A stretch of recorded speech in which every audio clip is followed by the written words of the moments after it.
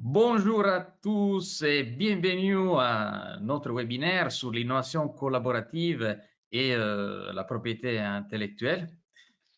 Aujourd'hui, on va découvrir enfin comment la propriété intellectuelle peut booster la compétitivité d'une entreprise et surtout comment, via la création d'une culture commune à ces sujets, peut absolument renforcer les liens avec des partenaires et accélérer tout le processus d'innovation. Aujourd'hui, on a la chance d'avoir quand même des intervenants de haut niveau. On peut commencer avec nos témoins.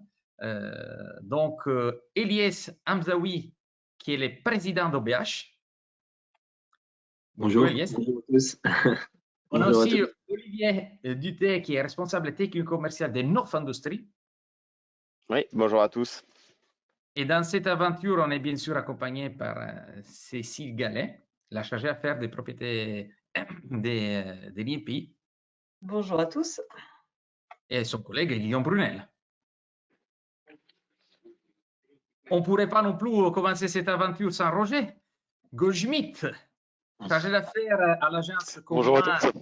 Partie Développement économique.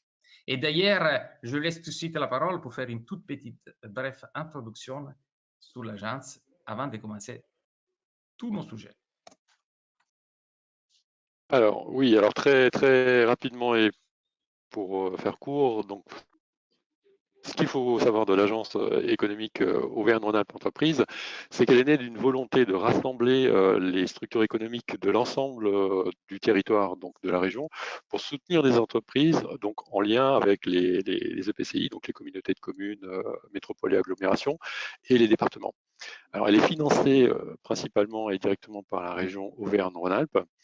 Et elle est donc une association sans but lucratif qui est présente sur toute la région grâce à ses 11 antennes et ses 150 collaborateurs. Donc les missions pour ce qui concerne cette agence, c'est l'accompagnement et donc l'orientation des entreprises industrielles et de services à l'industrie. Toutes nos étapes, donc à toutes les étapes de leur développement, donc que ce soit effectivement de l'investissement, la formation et l'emploi, l'innovation, l'export, la relocalisation, l'accès au financement, mais aussi les projets européens.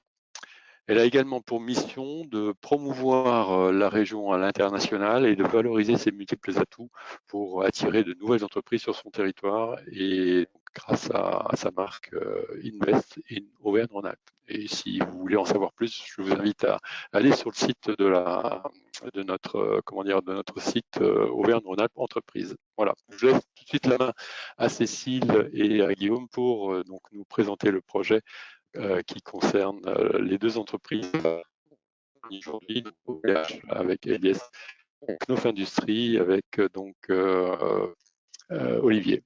Voilà, à vous. Merci Roger. Alors je prends la parole quelques minutes avant de laisser nos invités s'exprimer sur leur collaboration. Avant de démarrer sur cet exemple concret, je voulais vous redonner quelques éléments que j'ai tirés d'une étude qui avait été réalisée par l'INPI il y a quelques temps, qui avait travaillé sur une enquête auprès des entrepreneurs sur l'innovation collaborative et la propriété intellectuelle.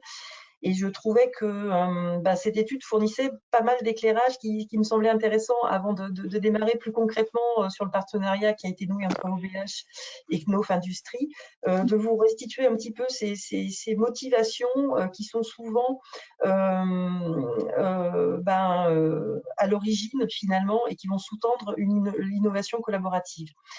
Alors, bien sûr, en fonction de la typologie des acteurs, on va avoir… alors, tu as un format, pardon, Guillaume, qui n'a pas l'air d'être tout à fait approprié parce que je vois… Oui, c'est ce qu'on avait vu, je suis désolé. Mais bon, c'est pas grave, ça ne m'empêche pas de continuer. En fonction de la typologie des acteurs, effectivement, les motivations peuvent être variées, mais ce qui ressort quand même toujours, c'est l'envie de développer de nouveaux produits et surtout d'atteindre de nouveaux marchés. et surtout, par rapport à cette motivation principale, de pouvoir réduire le time to market pour pouvoir finalement aller plus vite, adresser une innovation sur laquelle on n'aurait pas forcément les moyens d'aller tout seul à un marché sur lequel on n'est pas forcément bien implanté, et d'accélérer finalement la R&D pour pouvoir finalement aller rapidement et être au bon moment, au bon endroit commercialement. Donc ça, c'est le premier point. Et bien sûr, derrière ça, c'est aussi la capacité à partager les coûts, mais aussi les risques de cette aventure R&D qui va avoir lieu pour développer un nouveau projet innovant. Donc ça, c'est une des premières motivations. Alors Guillaume, on est sur ton fichier qui n'est pas le bon, donc on voit ton écran. C'est Walter qui a pris la main en fait. Désolé pour la petite couac. J'ai repris la main. Dis-moi, théoriquement, c'est moi qui a la main maintenant sur la présentation. Mais là, tu nous présentes ton support de timing. Donc voilà, je continue, mais c'est pas grave, mais vous n'êtes pas sur le support qui devrait être présenté. Mais je continue quand même le temps que vous régliez les problèmes d'affichage. Alors, deuxième motivation aussi qui sous-tend souvent l'innovation collaborative, c'est le besoin de complémentarité des partenaires sur la chaîne de valeur. Et ça, c'est vraiment un des éléments qui va être très important parce qu'aujourd'hui, l'innovation est souvent finalement quelque chose qui combine des éléments assez complexes entre eux et une entreprise ne peut pas forcément détenir toutes les compétences, toutes les connaissances et tous les savoir-faire nécessaires au développement d'une innovation. Donc, cette complémentarité, elle est vraiment un élément clé. Ah, on y est presque, on se rapproche de la présentation. Excusez-moi, je vais peut-être arriver avec un PDF si ça passe. Hop, désolé. Merci Guillaume. Et donc ça, c'est un point important. Donc, outre la réduction des temps alloués à la recherche et au développement, c'est bien identifier la complémentarité. Et à ce titre, c'est vrai que les acteurs économiques et les acteurs, je veux dire plutôt publics, sont là aussi pour vous aider dans l'identification des compétences qui vous manquent. Donc ça, c'est un point sur lequel on va revenir, mais cette complémentarité est vraiment un point essentiel. Autre élément de motivation qui ressort au travers de cette étude, c'est pour les groupes industriels la capacité finalement de valoriser du savoir-faire interne qui ne va pas forcément être lié à son offre cœur de métier, on va dire, mais plutôt sur une capacité à développer des offres périphériques et qui vont permettre de générer des revenus additionnels, donc d'avoir finalement des gains supplémentaires sur des savoir-faire internes. Donc ça, c'est aussi une motivation qui est ressortie fortement dans l'étude. Alors, derrière ces premiers axes, on va dire, il y a des questionnements qui nous semblaient importants de vous rappeler avant de vous lancer dans une aventure collaborative. C'est vraiment de se bâtir une stratégie d'innovation collaborative claire. Et pour ça, alors je veux bien que tu passes sur la diapo suivante, Guillaume. Il y a un certain nombre de questions qui peuvent être intéressantes de se poser concrètement avant de démarrer un projet avec d'autres partenaires. D'abord, premier bloc, c'est de se dire de quoi je dispose en interne, est-ce que j'ai toutes les ressources disponibles pour développer ce projet d'innovation? Et sinon, quel serait l'effort à fournir pour développer ce savoir-faire en interne? Quel effort, quel investissement, quelles ressources sont nécessaires si on devait le faire soi-même de bout en bout? Donc ça, ça permet d'avoir une vision assez claire, de se dire finalement, OK, qu'est-ce qui me manque en fait, hein? Ensuite, c'est ce que je vous disais, est-ce qu'on est dans l'offre cœur de l'entreprise ou est-ce qu'on est dans une offre périphérique quand on va sur un projet d'innovation? Et si on est dans l'offre cœur, est-ce qu'on est prêt à partager une partie de ses connaissances techniques avec un tiers? Donc ça, c'est quelque chose d'important, même de fondamental. Et la propriété industrielle, à ce niveau-là, peut être intéressante parce que si vous avez déjà des brevets, ça permet aussi de poser certains verrous et de savoir sur quelle finalement partie vous allez pouvoir collaborer et sur quel fondement ça va se faire. Ensuite, en fonction de la maturité de la recherche, si vous êtes sur une échelle, on va dire, de maturité technologique, si vous êtes très en amont ou si vous êtes proche de la commercialisation, vous n'allez pas rechercher le même type de partenaire. Donc ça, c'est important de savoir où on se trouve. Est-ce que vous allez chercher plutôt de la recherche académique ou est-ce que vous allez plutôt être à la recherche de fournisseurs, intégrateurs, parce que vous êtes proche de la commercialisation? Donc ça, c'est ces questions que vous devez vous poser aussi lors de la construction de vos stratégies d'innovation collaborative. La complémentarité, on en a déjà un petit peu parlé, mais c'est vraiment de vous dire quels apports des acteurs identifiés, est-ce que les apports s'accordent bien, est-ce que la capacité à développer semble bien avérée? Donc ça, c'est important de documenter votre choix, hein, c'est-à-dire que vous partez avec un partenaire, mais il faut être sûr qu'il va pouvoir finalement répondre à vos attentes. Et puis, est-ce que vous allez avoir un objectif stratégique commun qui va pouvoir être identifié? Et là, je pense que le témoignage d'Iliès et d'Olivier vont être intéressants parce que c'est bien une complémentarité qui s'est trouvée finalement dans ce partenariat. Et puis pour finir, le potentiel de différenciation, là on est plus sur le versant des concurrents. Est-ce que finalement l'innovation dans laquelle vous vous lancez va vous permettre d'aller sur des nouveaux territoires qui sans le partenariat ne seraient pas accessibles?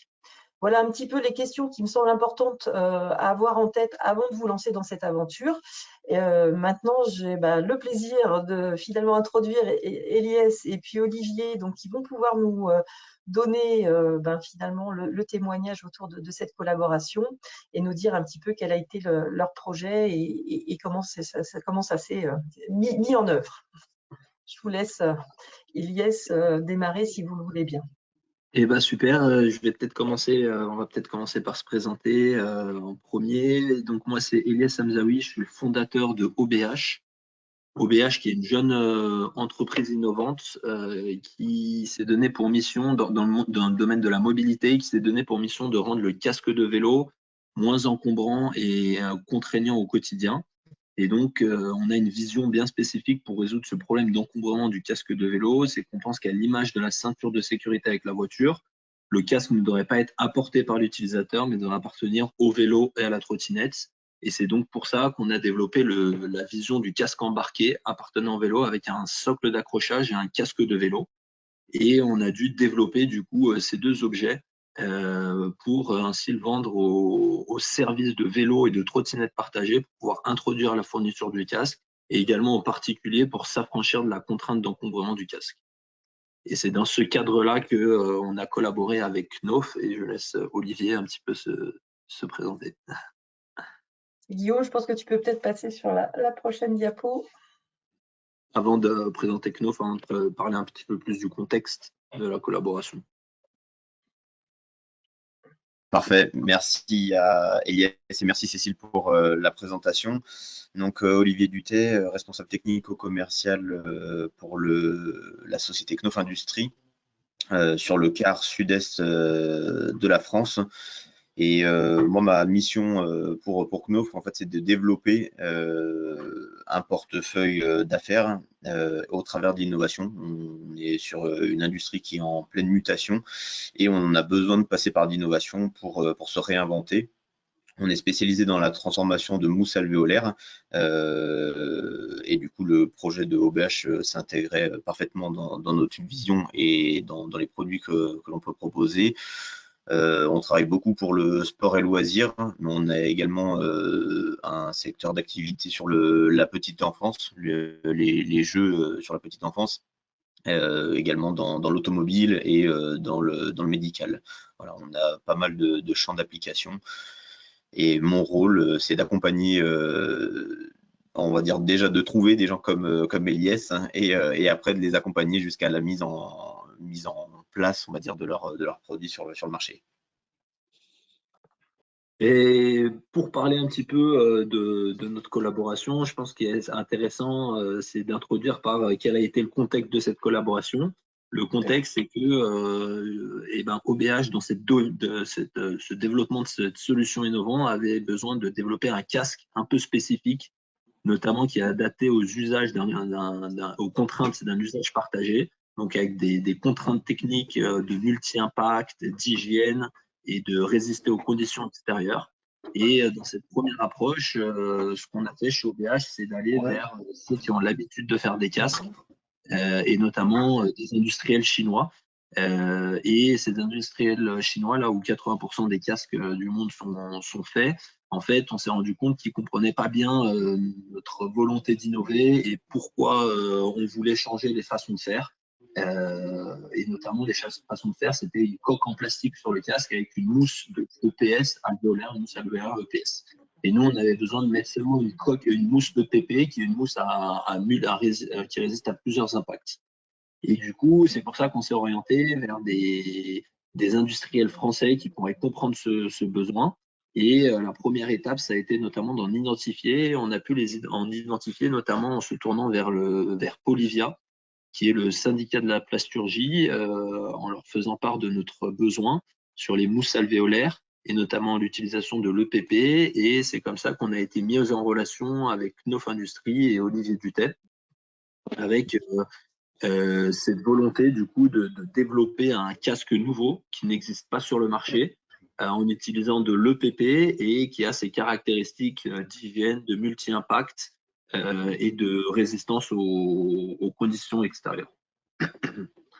C'était un petit peu le contexte. Je laisse Olivier continuer. Ouais, en fait, c'est super intéressant ce que tu dis dans la mesure où, par rapport aux industries chinoises ou asiatiques, on s'aperçoit des fois, on a du mal à être concurrent ou en tout cas, on a du mal à se positionner en termes de prix. Alors, tout dépend de la typologie de produits. Par contre, ce qui est super intéressant, c'est que nous, dans notre approche, on passe par de l'innovation et justement le fait de ne pas faire de l'existant, partir sur des nouveaux produits et repartir dans des cycles d'innovation, c'est ce qui nous permet vraiment de se différencier et d'avoir des marchés porteurs en France et produits en France avec on va dire un business plan associé derrière qui fonctionne. Et c'est du coup, en fait, c'est ça qui a permis, c'est en fait ce premier constat de la part d'OBH et de Knof Industries, de l'envie de faire de l'innovation qui a permis en fait de se rendre compte des intérêts de chacun et que les intérêts étaient alignés pour se lancer dans cette collaboration. Les intérêts d'OBH, c'était de pouvoir maîtriser son innovation, que ce soit au niveau de la propriété intellectuelle, mais également du niveau technique, chose que Knof le permettait avec son apport technique. Et je pense que si du côté de Knof, ça a été de pouvoir mettre en avant un produit monobloc et éco-conçu différent des casques classiques du commerce. Oui, tout à fait. Tout à fait. La richesse qu'on a, c'est qu'on a déjà un peu d'expérience dans le domaine du casque sur d'autres applications. Donc ça, c'était un des premiers points qui a aussi rassuré Eliès, c'est que on était le bon transformateur de matières premières parce qu'on avait la bonne matière adaptée à son besoin et on avait un historique sur le casque. Mais j'ai envie de dire que c'est peut-être pas ça qui a été le plus marquant. Ce qui a été le plus marquant, c'est que vu qu'on travaille sur tout un panel d'industries, en fait, on arrive à retirer un savoir-faire qui va être appliqué peut-être sur de l'automobile, peut-être sur du bâtiment, peut-être sur du médical et l'appliquer à d'autres produits. Et là, en l'occurrence, sur le casque de Eliès. Et en fait, c'est cette synergie. Nous, c'est vraiment ce qu'on apprécie faire, c'est mettre en synergie différentes industries pour pouvoir tirer un savoir-faire et le mettre à profit de nos clients au travers de l'innovation.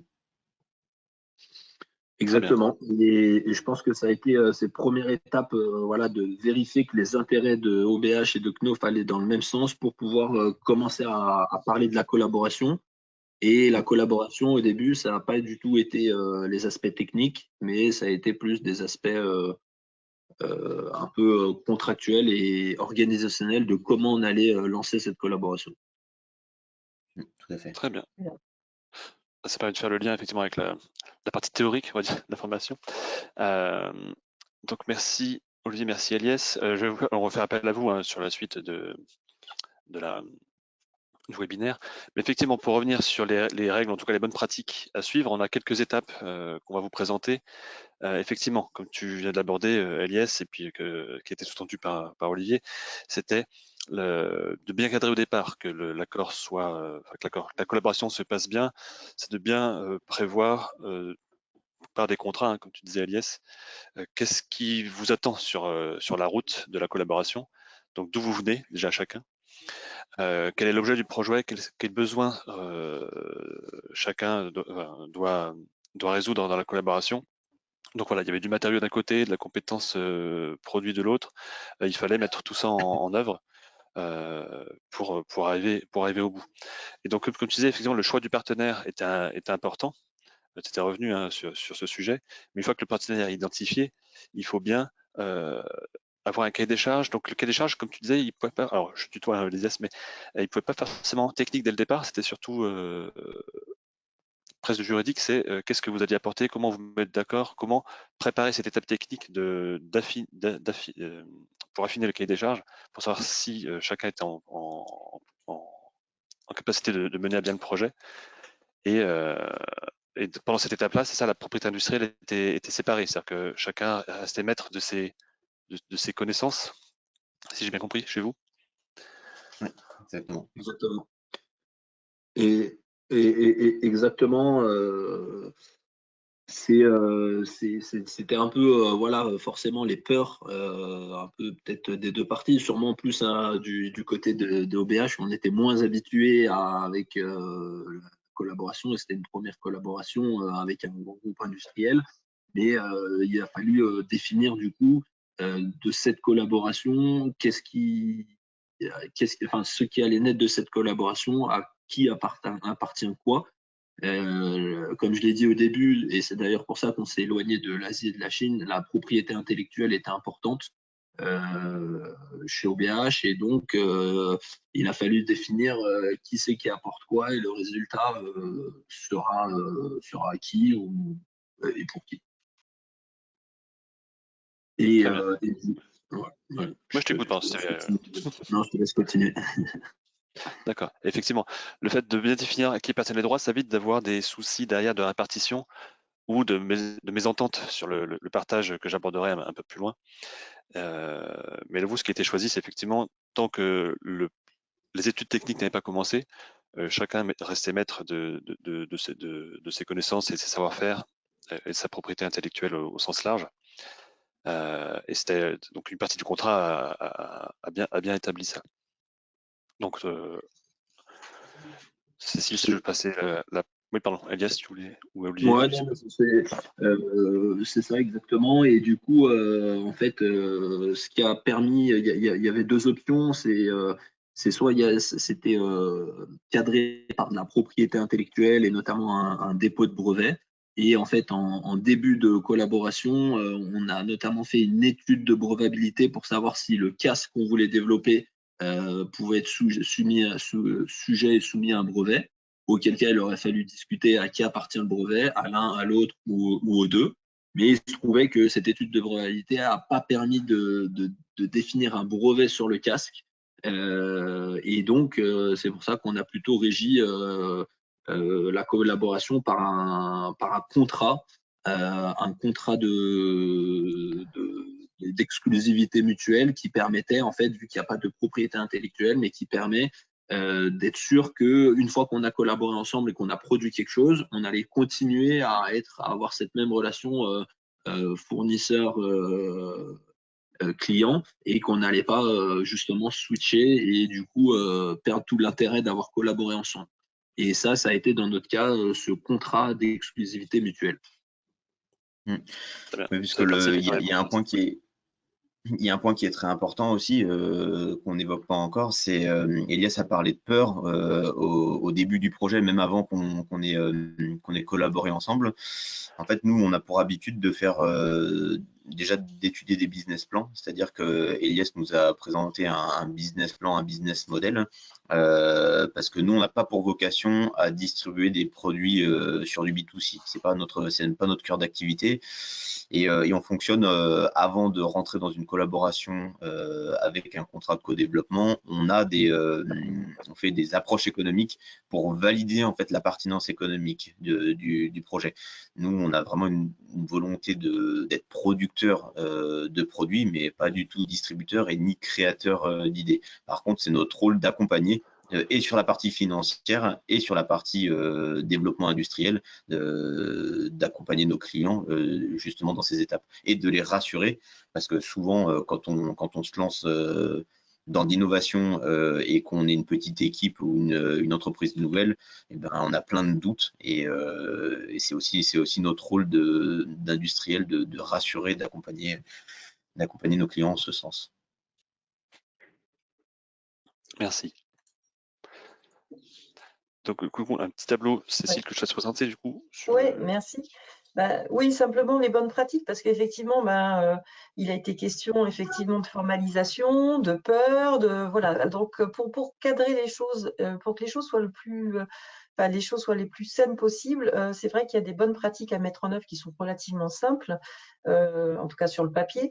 C'est déjà de préserver le secret, puisque effectivement, si la collaboration débouche sur une innovation brevetable, la non-divulgation est un point essentiel pour que le brevet puisse voir le jour. Donc, prendre ces réflexes et ces bonnes pratiques en termes de confidentialité, c'est quelque chose qui est essentiel.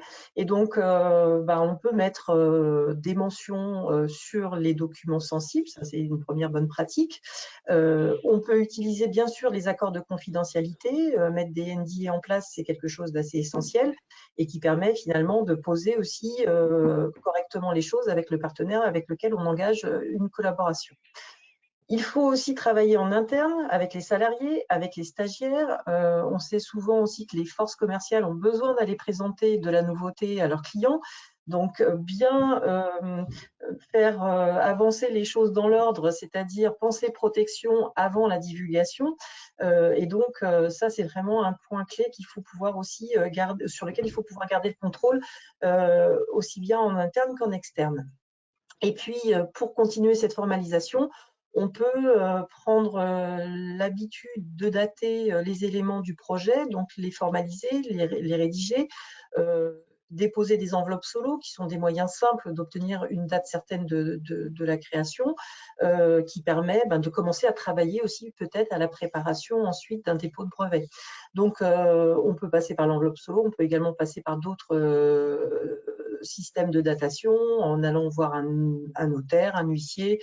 Si on est dans le cadre d'une création numérique, s'adresser à l'APP, utiliser des cahiers de laboratoire. Bref, on a des outils qui sont à la disposition des entreprises pour formaliser, dater et avoir des moyens de preuve de la création. Donc, s'il y a des bonnes pratiques côté pays à mettre en œuvre en amont, avant peut-être un dépôt d'un titre de propriété industrielle, c'est bien maintenir le secret et formaliser et dater pour pouvoir avoir des moyens de preuve pour avancer là aussi de façon structurée dans le processus d'innovation. Voilà pour cette petite parenthèse.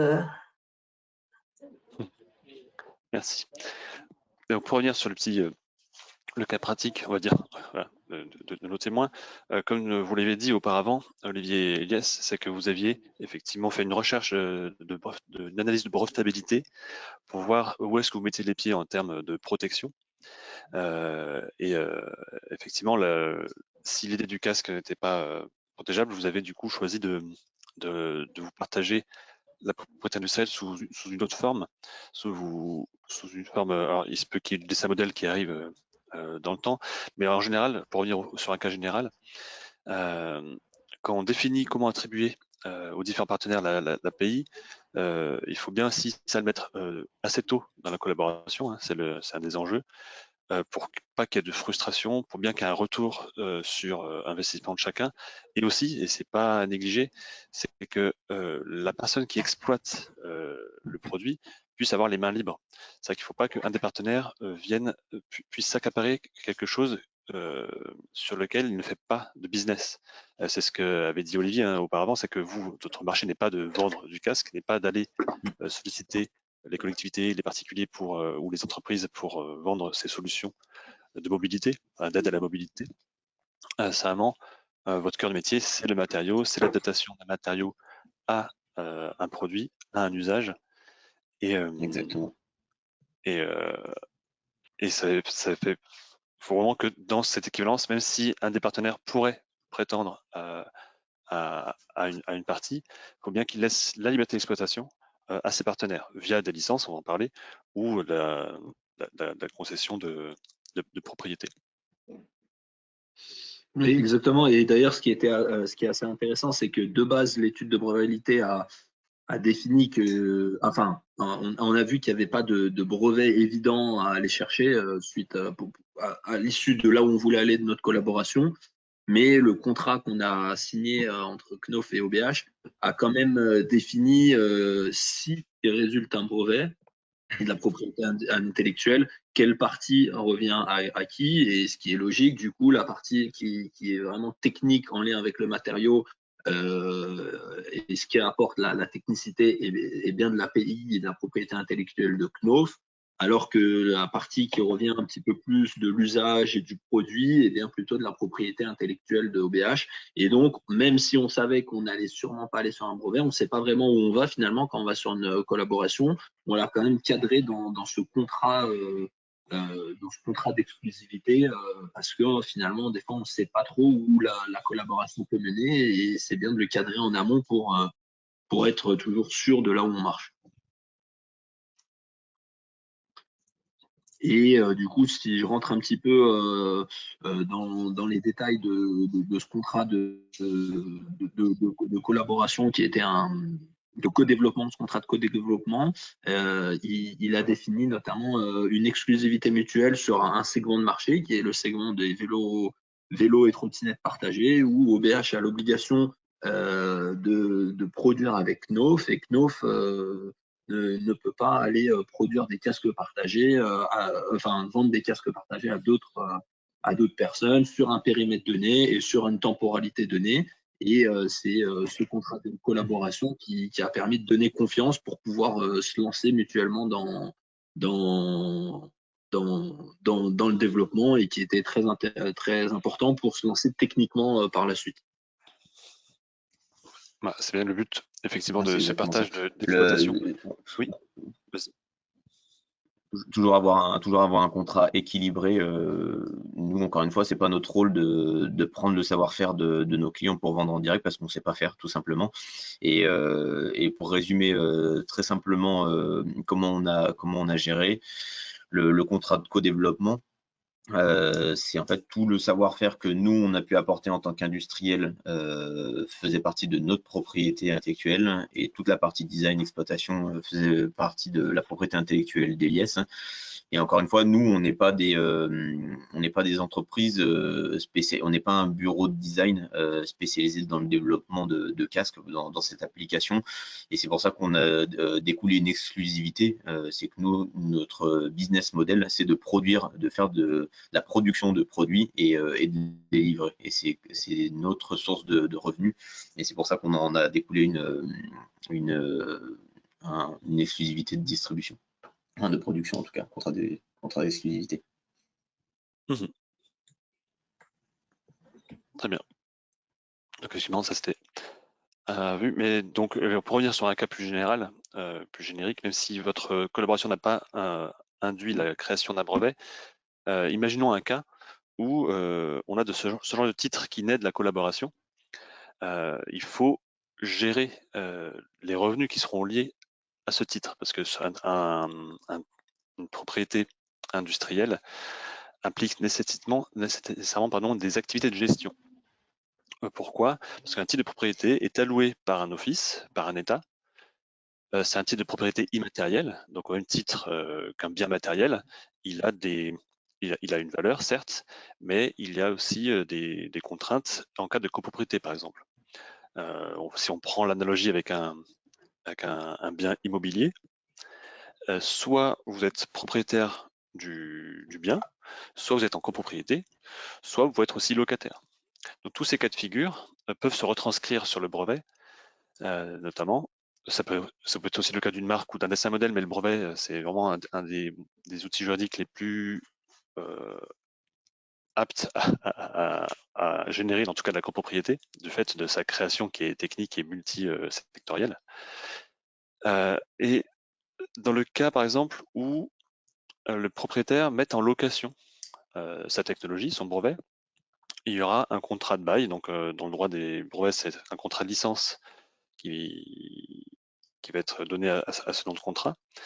Et cette licence va être de manière déjà commerciale, une façon de donner l'autorisation à l'exploitant d'utiliser le brevet. Le propriétaire, lui, ne fera que tirer des revenus de la gestion du brevet. L'exploitation du brevet, elle, sera faite par un tiers qui va exploiter, donc fabriquer, vendre, importer, tout ce qui est lié à la gestion d'un brevet ou à l'utilité d'un brevet. Et cette licence aura un coût, comme tout contrat de bail. Il faut se mettre d'accord sur un montant, sur une durée, et on peut aussi mettre un périmètre. On peut mettre un périmètre d'exploitation limité à un marché, à un territoire, à une solution technique spécifique, parce qu'un brevet peut être un peu plus large que la solution qui va être mise sous licence. Excusez-moi, juste mon écran qui... voilà. Parce que je vais les caméras en même temps. Et la licence peut être exclusive. Donc ça peut se rapprocher un peu au savoir-faire, hein, le matériau là que Knauf a mis de manière exclusive. C'est peut-être une exclusivité commerciale, mais aussi technique. C'est vrai qu'on peut très bien octroyer le droit, ou en accord avec le locataire, avec le licencié, d'avoir plusieurs licenciés. C'est-à-dire qu'un licencié aura le droit sur le brevet sur une partie technique, un autre licencié sur une autre partie technique, ou alors les mettre tous les deux en concurrence. C'est-à-dire que les deux seront sur le même marché, mais seront les seuls à avoir accès au brevet, en fait. Donc ça peut exclure les troisième et quatrième acteurs de ce marché-là. En cas de propriété qui peut être partagée, c'est un peu différent. C'est-à-dire que les partenaires, au lieu d'avoir un seul des partenaires qui est propriétaire et qui va louer au second partenaire, la copropriété nécessite un contrat de copropriété, comme un bien immobilier. C'est-à-dire que ce contrat va devoir gérer, et donc ça se prépare bien en amont aussi, hein, c'est pour ça qu'on en parle dans ce webinaire, va devoir gérer la gestion du titre, notamment le paiement des annuités, la défense devant un tribunal, l'extension à l'étranger, l'obtention du titre aussi auprès de l'office. Tout cela va devoir être géré sur qui paye quoi, qui fait quoi. Est-ce qu'un des deux aura le pouvoir du second? Est-ce que tous les courriers devront être signés à deux, ou est-ce que ça peut être géré d'une manière plus simple? Tout ça doit être prévu dans un contrat qui va gérer ça. Et de même, l'octroi de licence. C'est-à-dire que si jamais ces copropriétaires, un des deux doit sous-traiter une fabrication ou sous-traiter une partie, et donc doit par conséquent licencier sa partie du brevet, est-ce qu'il doit avoir l'accord du copropriétaire ou est-ce qu'il peut le faire seul? Tout cela va se mettre dans ce contrat de copropriété pour pouvoir avoir une gestion saine et sereine sur la durée du brevet qui peut aller jusqu'à 20 ans. Alors, je ne sais pas si Eliès et Olivier, vous avez des choses à rajouter un petit peu sur ces outils juridiques ou sur la collaboration que vous avez pu mettre en œuvre, voilà, et peut-être les recommandations que vous pouvez faire, vous, d'un point de vue pratico-pratique aux auditeurs qui sont présents et qui nous écoutent.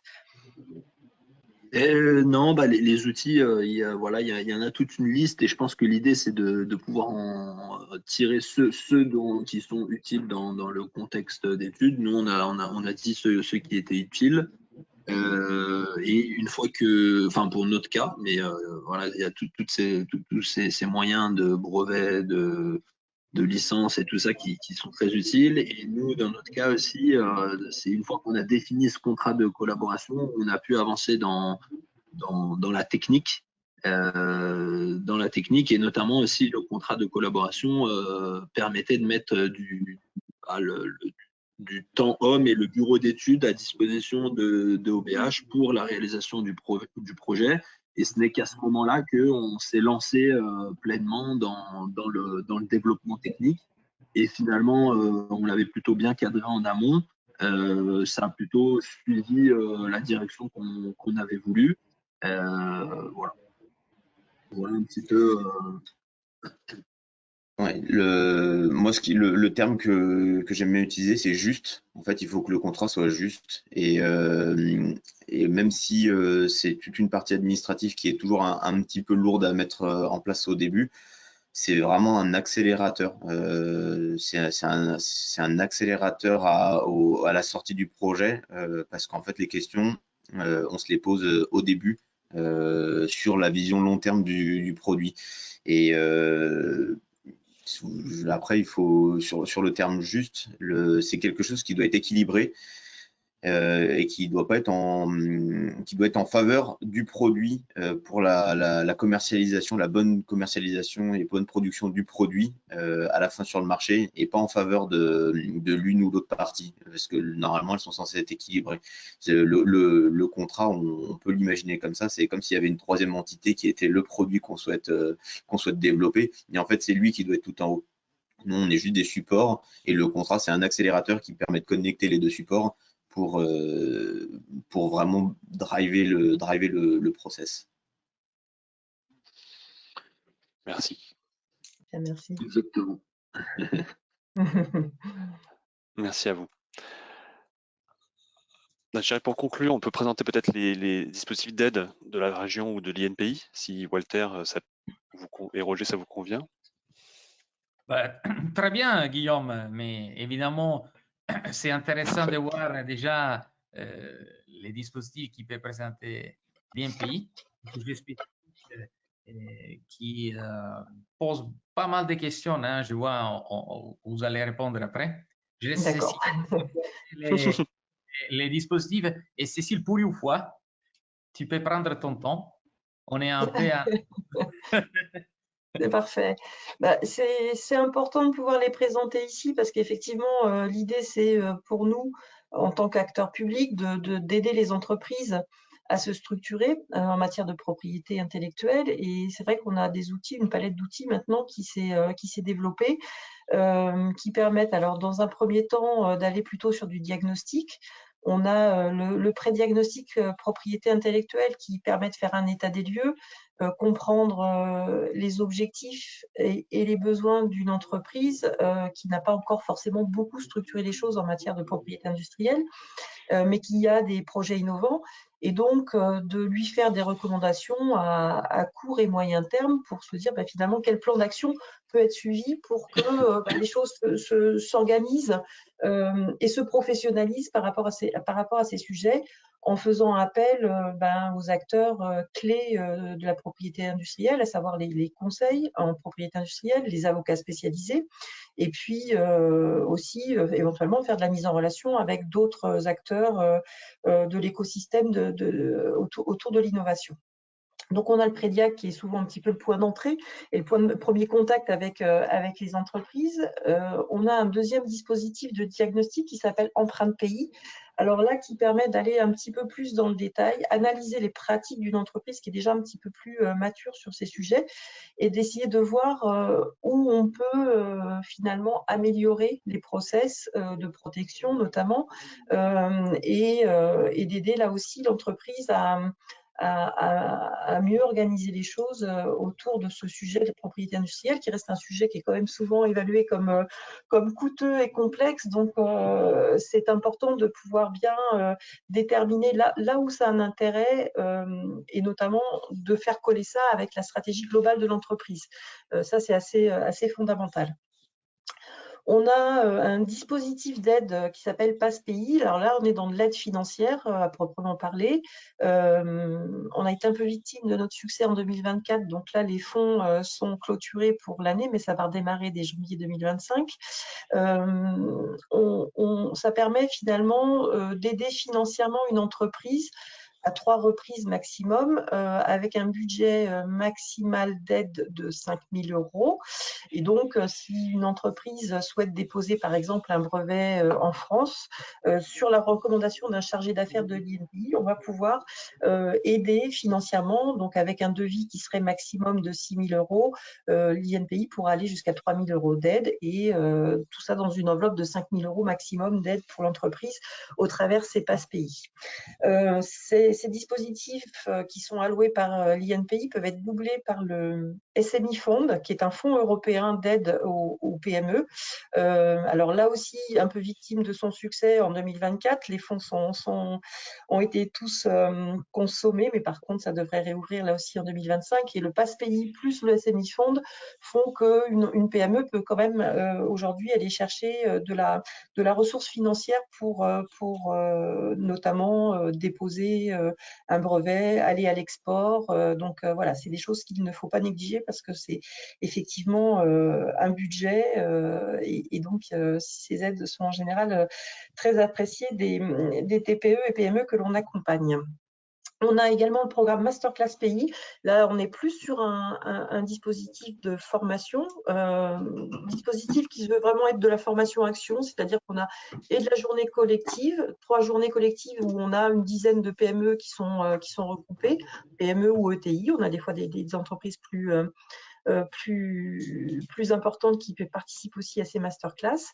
Et à ces journées collectives vont s'ajouter des coachings individualisés qui vont se faire au sein de l'entreprise participante. Et là, on va faire vraiment du sur-mesure. On va aller essayer de comprendre quel est le besoin de l'entreprise, définir un programme et déployer 4 coachings avec l'aide de prestataires externes qui peuvent être des cabinets conseils, qui peuvent être des avocats spécialisés, qui peuvent être des spécialistes du marketing de l'innovation, ça peut être sur des sujets normatifs. On peut aller vraiment sur des choses assez larges autour de l'innovation.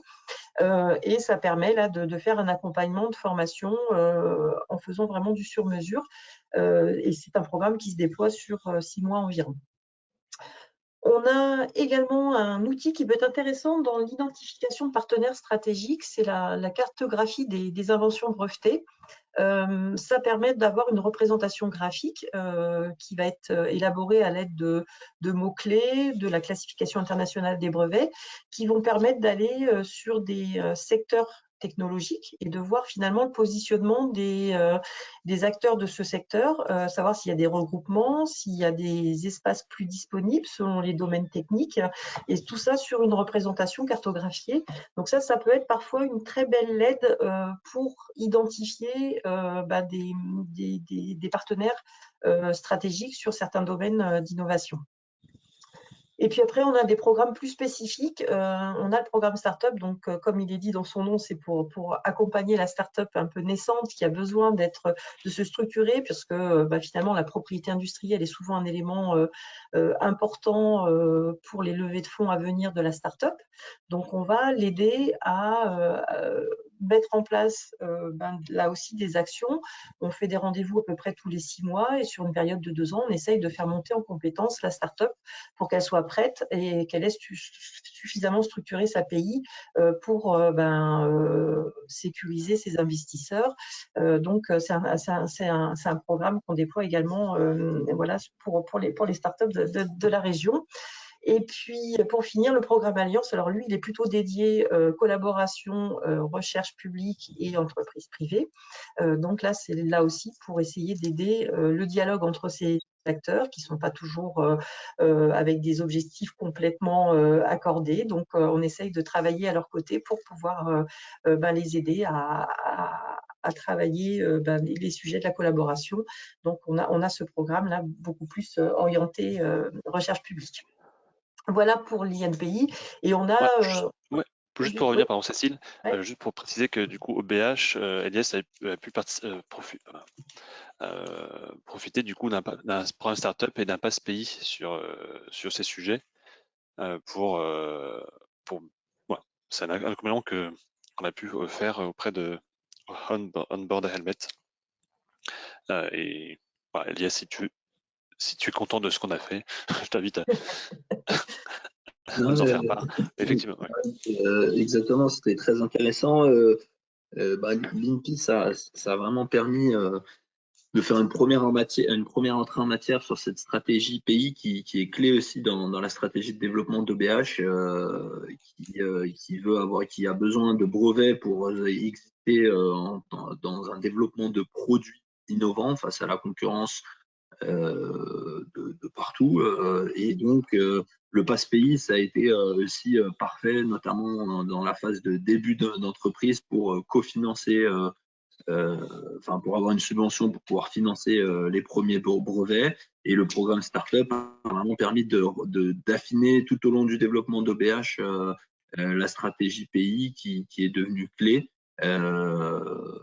notamment quand on parle aux investisseurs et aux financiers pour pouvoir les rassurer que le produit qu'on développe est protégé et a une stratégie, en plus d'être protégé, une stratégie de monétisation derrière sur le long terme.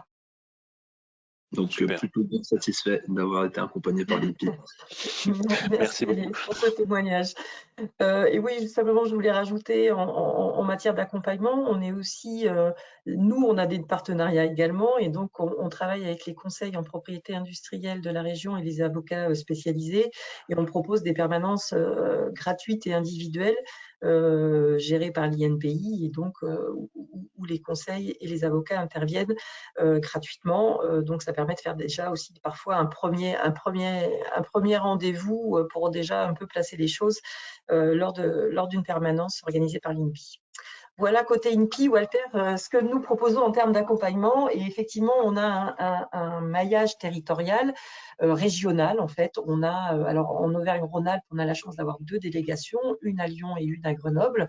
Et puis, sur l'ensemble du territoire, on a des délégations pour répondre à vos questions. Et puis, on a également, donc je pense que tu voulais passer à la slide suivante, on a une représentation à l'international parce qu'effectivement, en général, maintenant, on ne se suffit pas forcément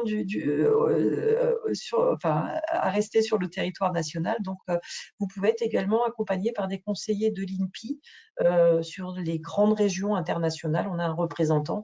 Donc là, n'hésitez pas aussi à vous tourner vers nous. On pourra vous mettre en relation avec ces correspondants qui connaissent bien ces territoires, leurs spécificités et qui peuvent vous aider dans l'approche de ces territoires. Eh bien, merci Cécile. Et je dois dire quand même une présentation très complète de tous les dispositifs, mais rien ne vaut bien que contacter directement un chargé d'affaires de l'INPI. Tu es bien d'accord? Oui, tout à fait. On est à votre disposition, effectivement. Alors, pour continuer, effectivement, en complément de tout ce qu'il fait les INPI, si on parle d'innovation collaborative, effectivement, il y a beaucoup de dispositifs aussi qui sont à disposition sur ce sujet-là. Je n'ai choisi juste quelques-uns, sans vouloir aller trop en détail, pour donner une idée qu'en fait, dans n'importe quel type de projet, eh bien, il y aura toujours quelque chose pour vous soutenir. Un des premiers que j'ai choisi, c'est le partenariat d'innovation, qu'il a 2 volets. Un, c'est sur les preuves de concept, dans lesquelles on peut effectivement soutenir avec une subvention à 100% des travaux d'un organisme de recherche et diffusion des connaissances, comme des labos par exemple, sur tout ce qui est la mise en place justement d'une preuve de concept d'un produit, d'un service ou d'un procédé innovant. Il y a une subvention qui peut arriver jusqu'à 200 000 € maximum et qui est ouverte pour toutes les entreprises qui sont en région jusqu'à 500 salariés. Pour changer des diapos au niveau de l'autre volet, donc on a cette preuve de concept, mais aussi les prototypes fonctionnels dans lesquels on passe d'échelle justement des TRL, on arrive vers la fin, la 6 à la 8, la 6 à la 8, où on passe justement des prototypes fonctionnels d'un produit, d'un procédé, et justement, encore une fois, avec un organisme de recherche ou de diffusion des connaissances. Là, on a des assiettes qui sont éligibles avec des dépenses entre 10 000 et 100 000 €. Et la subvention, elle varie entre 35 et 45 000 €. Ça dépend aussi sur une labellisation d'un projet ou pas, et aussi sur l'effet, sur la typologie de l'entreprise qui postule sur ce type d'aide. Mais on n'a pas que des aides liées à des organismes de recherche et diffusion des connaissances. On a aussi d'autres types d'aides. Et si on voit la suivante, c'est R&D Booster, qui vient juste d'être relancé, en fait. C'est des projets collaboratifs d'R&D dans lesquels on peut avoir justement entre entreprises tout seul avec des labos, donc avec une façon un peu plus ouverte de découvrir ces types des projets. On peut mettre en place un démonstrateur, un prototype, et on peut mettre dedans différents types de prestations éligibles, hein. Ça peut être du personnel, des investissements, des consommables, tout ce que vous voulez. Et où il y a effectivement un financement qui peut arriver beaucoup plus loin que les autres, dans lesquels on s'était arrêté dans les dernières sur les prototypes jusqu'à 200 000 €, et là on arrive jusqu'à 1 million d'euros. Avec des financements qui dépendent encore une fois, hein, de la taille de l'entreprise, de la typologie des dépenses, et d'ouvrir pratiquement jusqu'aux ETI, hein, jusqu'à 10 000 salariés d'une entreprise qui est basée à Rhône-Alpes. On peut passer sur la dernière type d'aide que j'ai sélectionné, c'est IDEMO Région, où on parle encore des projets collaboratifs, encore une fois, très ouverts au niveau des typologies des prestations éligibles, où on peut mettre dedans effectivement des coûts de personnel, des instruments de matériel, des investissements, de la recherche contractuelle, on a vraiment énormément, et on monte à un niveau jusqu'à 4 millions d'euros pour des projets vraiment très, très, très importants, et dans lesquels on peut y travailler jusqu'à en fait une durée entre 2 et 4 ans. Cette petite échelle d'accompagnement, elle montre comme des projets en fait tout petits, entre 10 000 et 100 000 € jusqu'à 4 millions d'euros, ils peuvent être couverts. Et l'important qu'il faut retenir est qu'il y en a d'autres dispositifs et que la chose plus intéressante, c'est toujours à la place de peut-être vous fixer sur un dispositif ou une autre, contacter des chargés d'affaires de l'INPI, comme on a vu avant, et contacter des chargés d'affaires de l'agence pour voir clair sur quel dispositif ou quelle aide soit intéressant pour vous. Alors, je m'arrête. Oui. Merci Walter. Oui, donc avant de passer aux questions, juste un dernier dispositif effectivement auquel a participé également OBH avec Eliès. Donc ça concerne l'investissement de la relocalisation et donc pour financer aussi, je dirais, la mise en production de ce type d'innovation, voilà, sachez qu'il y a également des aides du côté du développement économique avec notamment un dispositif que je vais vous envoyer tout de suite par le biais du chat à tout le monde, qui concerne donc la relocalisation, et c'est un sujet qui aujourd'hui est très cher à notre président de région et donc sur lequel il y a eu beaucoup de dossiers qui ont pu bénéficier d'une aide aux investissements productifs pour développer ce genre de produits et donc favoriser la relocalisation en région. Voilà, je vous ai donné le lien sur le chat. Et pour commencer effectivement les questions, donc on en a quelques-unes, donc on va peut-être commencer par la première et elle s'adresse peut-être plutôt à Guillaume. Comment est gérée contractuellement cette propriété intellectuelle en interne avec les salariés? D'accord, alors le salarié a des devoirs et des droits, bien sûr, mais la loi régit les inventions qui sont émises, enfin, qui sont le fait de salariés. La loi va diviser les outils mobilisables en plusieurs parties en fonction que le salarié a pour mission ou pas d'inventer. Donc si le salarié a une mission inventive, c'est ce qu'on appelle, c'est le terme juridique, l'invention sera automatiquement attribuée à l'employeur. Il y aura une contrepartie financière à avoir, mais qui n'est pas définie par la loi. Ça s'appelle une rémunération supplémentaire. En revanche, si le salarié n'a pas pour mission d'inventer, s'il est commercial mais pas technico-commercial, alors technico-commercial, ça peut être, il n'a pas pour mission d'inventer, mais il touche un peu à la technique, mais voilà, tout va dépendre du contrat de travail pour voir si l'invention est allouée automatiquement ou pas automatiquement à l'employeur. En tout cas, l'employeur a toujours un droit sur l'invention. C'est plus le côté automatique qui va être analysé au cas par cas. Ok, merci. Deuxième question pour Walter, peut-être.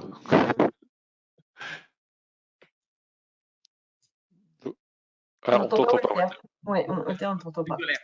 Il y a une autre question qui est plutôt, je pense, pour Cécile, mais très. Alors, on peut en mettre dedans deux, hein, sur les masterclass. Oui.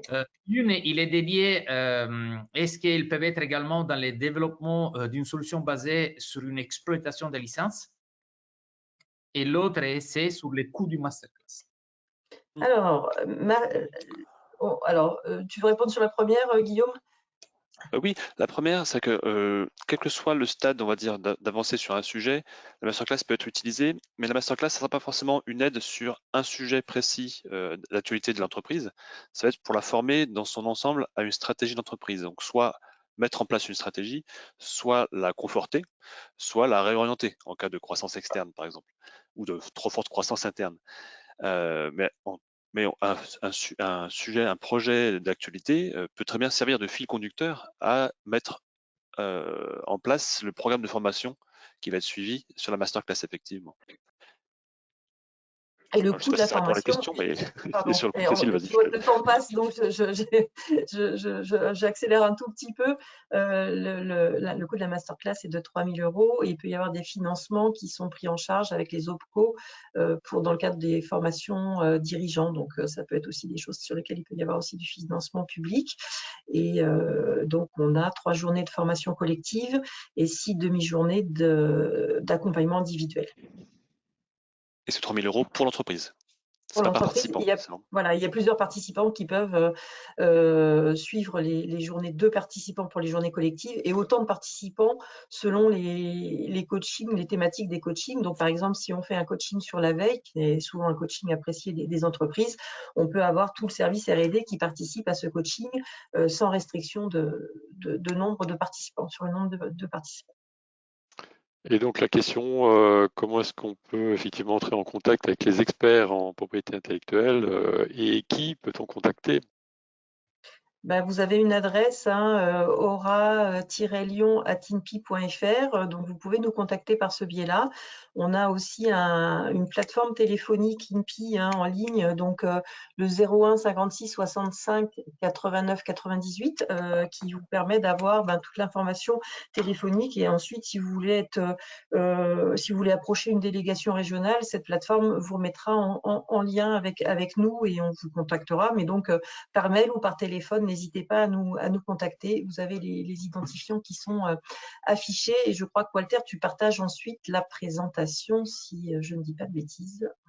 Oui. En tout cas, il y a un replay qui permet de regarder aussi. Et il y a aussi une question pour Olivier. On a quelqu'un qui est intéressé pour comment s'inscrire au programme NOF.